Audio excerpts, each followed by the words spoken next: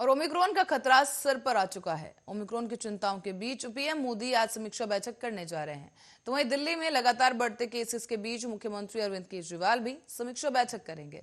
सवाल ये कि क्या फिर देश कोरोना पर सख्त नियमों की तरफ बढ़ रहा है या सरकार ओमिक्रॉन से लड़ने के लिए वैक्सीनेशन नीति में क्या बदलाव लाएगी। ओमिक्रॉन से पैदा हुई चिंताओं के बीच पीएम ने कल ही अमृत महोत्सव से जुड़े कार्यक्रम में कोरोना को लेकर चिंता जताई है। प्रधानमंत्री ने कहा कि हम ऐसे समय में आजादी का अमृत महोत्सव मना रहे हैं जब पूरी दुनिया कोविड संकट से गुजर रही है। हम भी इससे अछूते नहीं हैं। संकट के साथ हम सभी को नया सबक भी सिखाया गया और मौजूदा ढांचे को तोड़ दिया है। दिल्ली के मुख्यमंत्री अरविंद केजरीवाल भी कोरोना के ओमिक्रॉन वेरिएंट को लेकर तैयारियों का जायजा लेंगे। बैठक सुबह 11 बजे सचिवालय में बुलाई गई है, जिसमें संबंधित मंत्री और अधिकारी शामिल होंगे। बैठक में अस्पताल बेड, ऑक्सीजन, दवाइयों समेत होम आइसोलेशन की तैयारियां भी की जाएंगी, जिसकी समीक्षा होगी। देश में ओमिक्रॉन 15 राज्यों में फैल चुका है और आपको यहां बता दें कि 22 दिसंबर तक 213 केसों की बात स्वास्थ्य मंत्रालय मान चुका है। स्वास्थ्य मंत्रालय ने यह भी चेतावनी दी है कि कोरोना 3 गुना तेजी के साथ फैल रहा है और इसीलिए अब सावधानी रखने का वक्त आ चुका है। इसी खतरे के बाद भी देश में सावधानी नजर नहीं आ रही और यही वजह है कि केंद्र ने सभी राज्यों को तीसरी लहर रोकने के लिए चिट्ठी लिखकर निर्देश भी दिए। साथ ही जिले में 10% से ज्यादा जहां संक्रमण दर होगा, वहां कंटेनमेंट जोन बनाए जाने की बात कही गई। रात में कर्फ्यू को लेकर भी सरकार की तरफ से जोर दिया गया और इसके साथ साथ किसी शादी समारोह या फिर अंतिम संस्कार में लोगों की जो सीमा है और जो संख्या है उसको नियमित करने को लेकर भी आदेश जारी किए गए हैं। साथ ही आपको बता दें कई सांस्कृतिक कार्यों को लेकर भी दिशा निर्देश जारी किए गए हैं।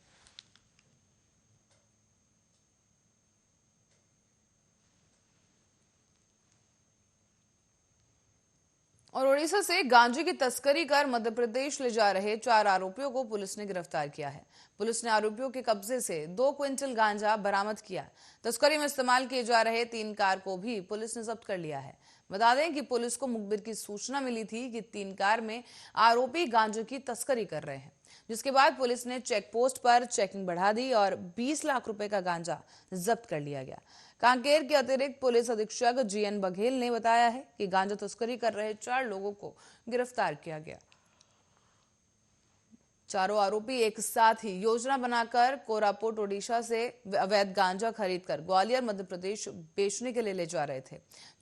साथ ही आपको बता दें कि इन चारों आरोपियों के खिलाफ एनडीपीएस एक्ट के तहत कार्रवाई की गई। 3 वाहन से कुल 2 क्विंटल गांजा जब्त किया गया, जिसकी अनुमानित कीमत जो है लगभग 20 लाख रुपए आंकी जा रही है। कांकेर थाना प्रभारी शरद दुबे ने बताया कि तस्करी का मास्टरमाइंड कपिल चकोटिया है, जिसने अपनी मामा संजय के साथ मिलकर ये योजना बनाई थी। पकड़ा गया तो आरोपी दीपक सामंतो मूल रूप से ओडिशा का निवासी बताया गया, जो कि वर्तमान में ग्वालियर में रहता है।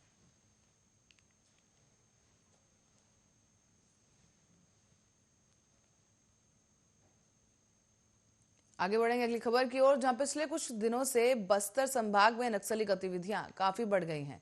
नक्सली आए दिन यहां पर आईईडी ब्लास्ट करने की कोशिश कर रहे हैं या फिर विकास कार्यों में लगी गाड़ियों को आग के हवाले कर रहे हैं। बीती रात भी नक्सलियों ने बीजापुर में कई गाड़ियों में आग लगा दी। बता दें कि आपापल्ली से बांसागुड़ा के बीच मुर्दोडंडा के पास नक्सलियों ने इस घटना को अंजाम दिया। नक्सलियों ने उत्पात मचाते हुए क्रेशर प्लांट को ब्लास्ट कर दिया और 3 गाड़ियों में आग लगा दी। दरअसल क्षेत्र में क्रेशर प्लांट की शुरुआत की जा रही थी। इसी दौरान 15 से ज्यादा नक्सलियों ने इस घटना को अंजाम दिया। फिलहाल सभी कर्मचारी सुरक्षित बताए जा रहे हैं, लेकिन घटना की पुष्टि पुलिस अधीक्षक कमलोचन कश्यप ने की।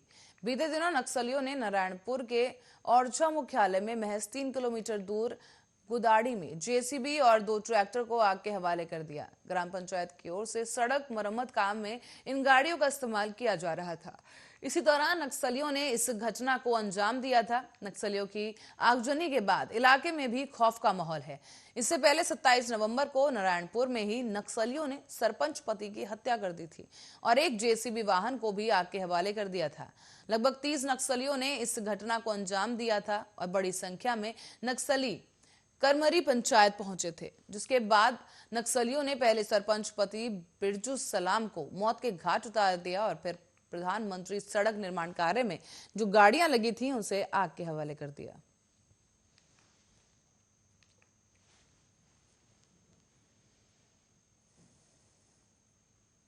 और वहीं अयोध्या में सुप्रीम कोर्ट के फैसले के बाद से राम मंदिर का निर्माण तो शुरू हो गया, लेकिन इससे जुड़े दूसरे पहलुओं पर विवाद भी लगातार जारी है। ऐसी एक विवाद सामने आया है जो कि जमीन खरीद को लेकर है। अयोध्या में सुप्रीम कोर्ट के फैसले के बाद अब अयोध्या में राम मंदिर के आसपास कई जमीनों को खरीदा गया। ये जमीनें अधिकारी के लेकर पुलिस अफसर, नेता और उनके साथ साथ उनके परिवार वालों तक खरीदी गई। और अब इस मामले में योगी सरकार ने जांच के आदेश जारी कर दिए हैं। 5 दिन के अंदर जांच की रिपोर्ट मांगी गई और राज्य सरकार ने इस संवेदनशील मामले की जांच विशेष सचिव राधेश्याम मिश्रा द्वारा करवाने का फैसला लिया है। उन्होंने कहा है कि 5 दिन के अंदर विस्तृत जांच करनी है और रिपोर्ट सौंपी जानी है। और अब चुनावी मौसम में राज्य सरकार की इस कार्रवाई को काफी अहम माना जा रहा है। विपक्ष लगातार आरोप लगा रहा है कि राम मंदिर के नाम पर बड़े स्तर पर भ्रष्टाचार किया जा रहा है, कई करीबियों का भी फायदा उठाया जा रहा है। साथ ही मीडिया रिपोर्ट्स के मुताबिक बता दें कि सुप्रीम कोर्ट के फैसले के बाद कई बड़े अधिकारियों ने औने पौने दाम पर जमीन खरीदी थी और इस लिस्ट में अयोध्या में कमिश्नर रहे MP Agarwal, mayor Rishikesh Upadhyay, IPS Deepak Kumar, retired IAS Umadhar Dwivedi, PPS Arvind Chaurasia द्वारा ये जमीनें खरीदी गई हैं।